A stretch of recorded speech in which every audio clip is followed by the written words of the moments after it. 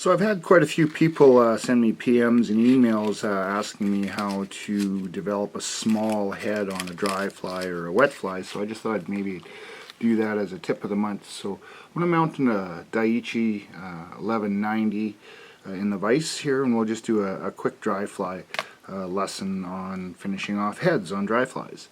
There's a lot of different ways of doing it. Probably one of the most important things when you're tying a dry fly, the first thing is to pick the appropriate size thread, which will help alleviate problems near the end. So with dry flies in general, because I'm using the Zemperfly product line, I usually run about a 12-aught. It has a 1.9 kilo breaking strength, so you don't need to be concerned with breaking the 12-aught. It is robust enough that it'll actually bend a size 8 wet fly, heavy gauge wet fly hook in the vise. But it does leave a very clean, fine finish. So we'll just start it.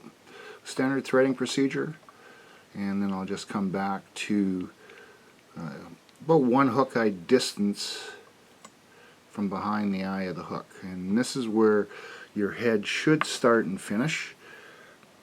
If it's not, if you're too far back or too tight to the eye of the hook, then you'll have either a head that'll look out of place, or everything will be so cramped up in the front that you're not able to finish off the fly properly.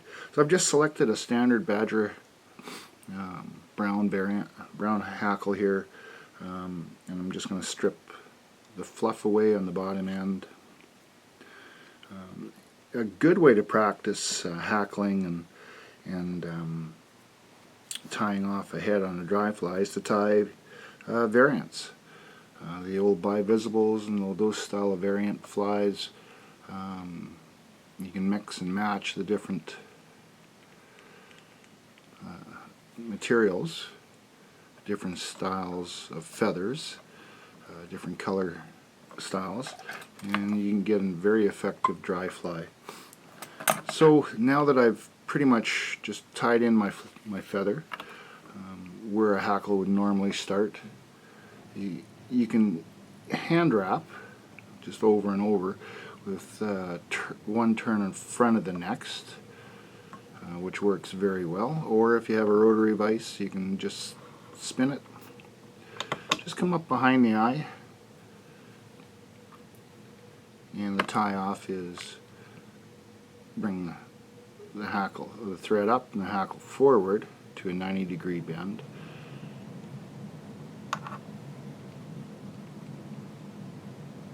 And go around twice, and a third time. And before you do anything, a lot of people will suggest to cut off the hackle at this point. You can do that.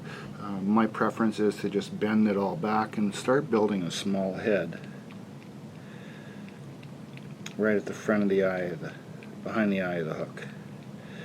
And you'll get just a slight overlap, and that's basically secured the feather in place by locking it down.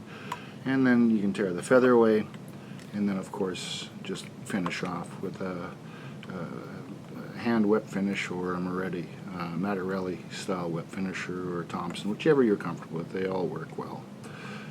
So that's how you kind of almost always get a foolproof small head finishing off on a dry fly. We can do a wet fly.